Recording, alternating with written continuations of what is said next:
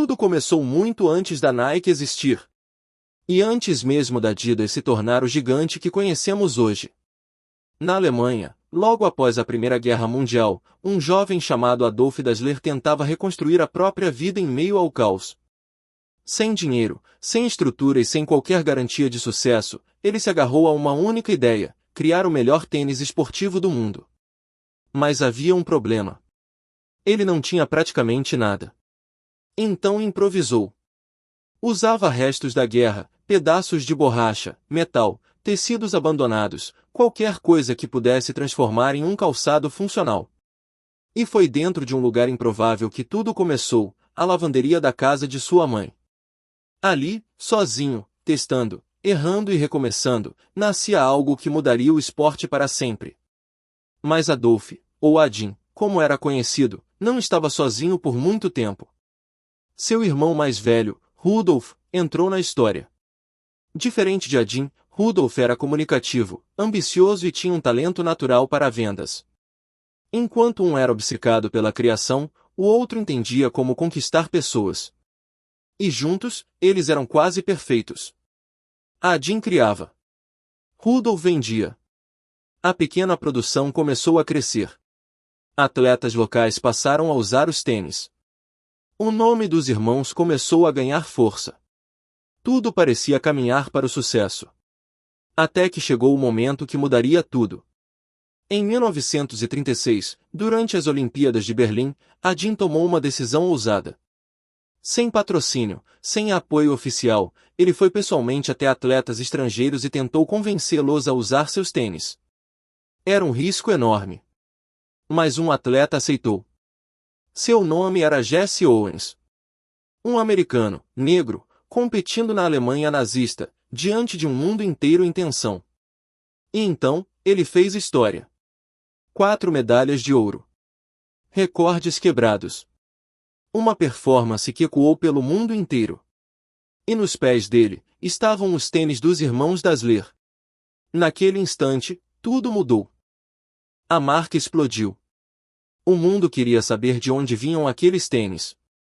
As vendas dispararam. O sucesso finalmente tinha chegado. Mas junto com ele, veio algo que ninguém esperava. A relação entre os irmãos começou a mudar. O sucesso trouxe pressão, ego, desconfiança. Pequenas diferenças começaram a crescer. Discussões se tornaram frequentes. O que antes era parceria, virou tensão. E então veio a Segunda Guerra Mundial. A fábrica foi transformada para produção militar. A realidade ficou mais dura. E dentro da família, o que já estava frágil, começou a quebrar de vez. Ninguém sabe ao certo o que aconteceu entre os dois. Mas depois da guerra, uma decisão mudou tudo. Eles se separaram. E não foi apenas uma separação de negócios. Foi pessoal. Foi definitiva. Adin seguiu com parte da empresa e criou um novo nome, juntando partes do seu próprio nome, Adidas. Rudolf, por outro lado, seguiu outro caminho, e criou sua própria marca, Puma. A cidade onde viviam nunca mais foi a mesma. Pessoas tomaram lados. Funcionários se dividiram. Famílias deixaram de se falar. Era uma rivalidade silenciosa, mas profunda. Uma guerra nascida dentro de casa. E quando parecia que essa história já era intensa o suficiente, um novo rival surgiu. Décadas depois, nos Estados Unidos, nascia uma empresa completamente diferente.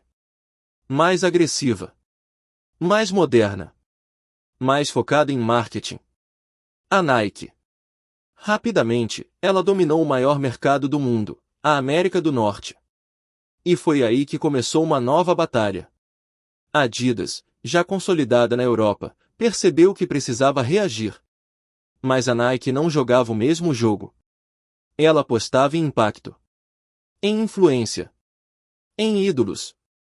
Quando fechou parceria com Michael Jordan, criou algo muito maior do que um produto. Criou um símbolo. Um fenômeno cultural. A Adidas não ficou parada. Respondeu com estratégia, cultura e novas parcerias. Artistas, atletas, inovação. Cada movimento era uma resposta direta. As duas marcas começaram a se observar, se copiar, se enfrentar.